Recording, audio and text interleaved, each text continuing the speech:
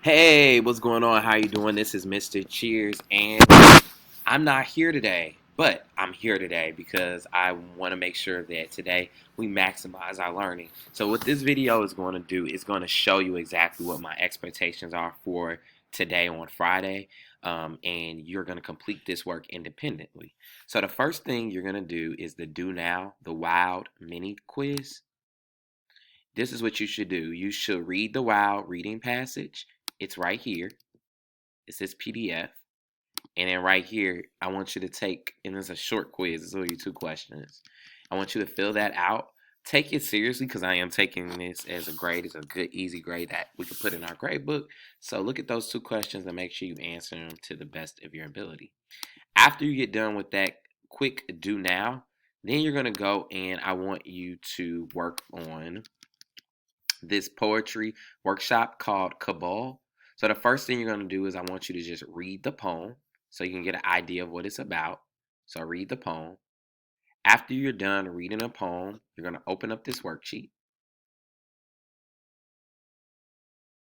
And once you open up this worksheet, I also put the link to the poem right here just in case you couldn't see it.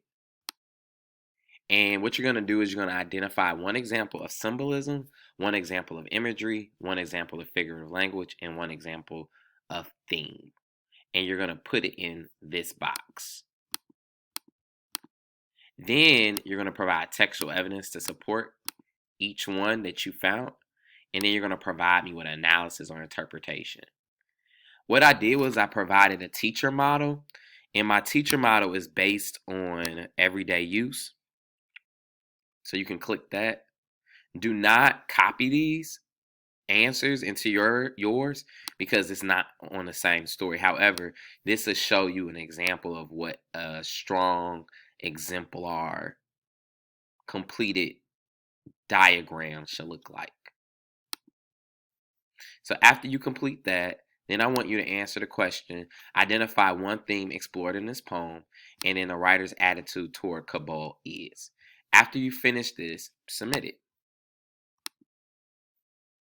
And then after you're done with this, you're going to go here to the Cabal exit ticket. And on the exit ticket, you're going to put your name, your email, then answer these 2 questions. The writer's attitude towards the city is, and then which quotation shows the best example of the writer's attitude. And then right here, what you're going to do is you're going to write a paragraph analyzing how imagery and figurative language in Cabal conveys the speaker's attitude towards the city. Your paragraph should include an assertion that states the speaker's attitude, evidence for the poem that illustrates the imagery and figurative language that conveys the attitude, an analysis sentence that explains how your evidence connects to your assertion or your topic sentence, a concluding sentence that connects your assertion to the larger context or theme of the paragraph or the story in this case. After you do that, you're going to hit the submit button. And that's pretty much what I have for you all today. Please take this seriously. This is not a free day. This is a independent day. So show me that I could trust you and get it going. Talk to you soon. Bye.